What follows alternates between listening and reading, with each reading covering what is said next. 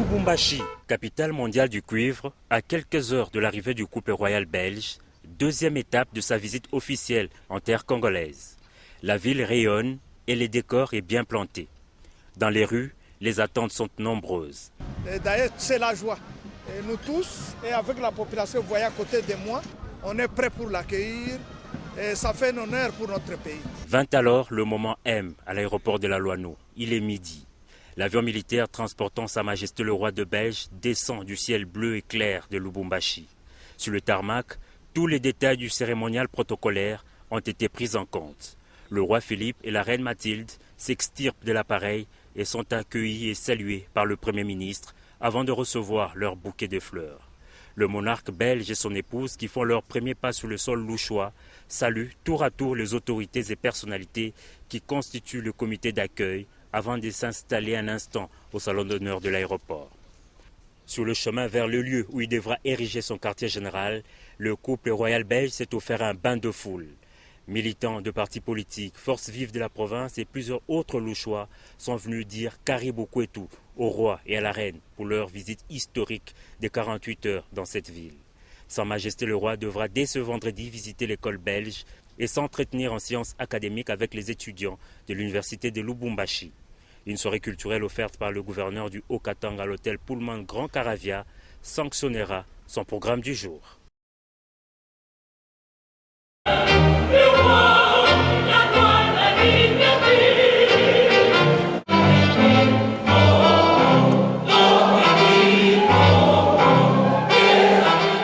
La Brabançonne et le debout congolais chantaient tour à tour et en chœur dans l'amphithéâtre de l'université de Lubumbashi, chauffé à blanc. Une ambiance qui témoigne de l'excellence des relations bilatérales entre Kinshasa et Bruxelles. Kassapard et Kassapard, étudiants de l'UNILU, ont rempli l'arène de cette alma mater pour écouter l'adresse du roi de Belge, arrivé ce vendredi dans le chef-lieu du Haut-Katanga. Avant sa prise de parole, le recteur de l'université, honoré de recevoir le couple royal, a fait une sorte de balade dans le passé de son institution pour expliquer qu'elle a été créée en début des années 60 par le Belge. Fruit de cet établissement, le Premier ministre Jean-Michel Samalou Kondé, invité également à prendre la parole, a remercié leur Majesté le roi et la reine pour leur présence dans ces milieux estudiantins. Un message qui a introduit celui du roi Philippe.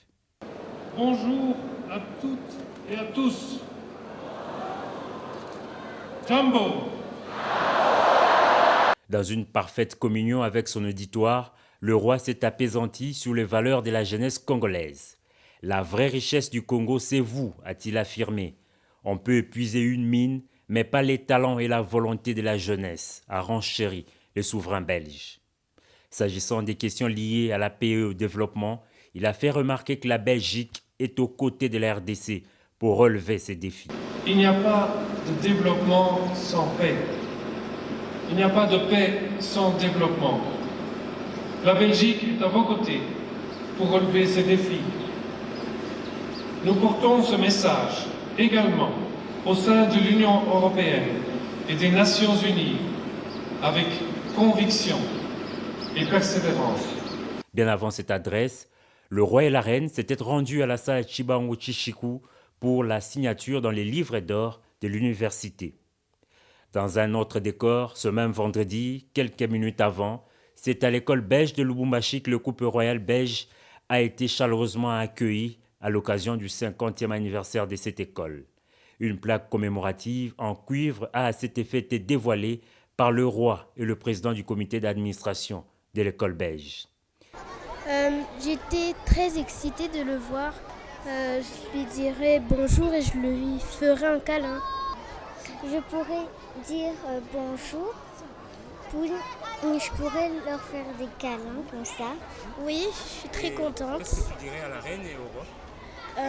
Je dirais à la reine que je suis née en Belgique et que j'aurais envie de lui faire un câlin.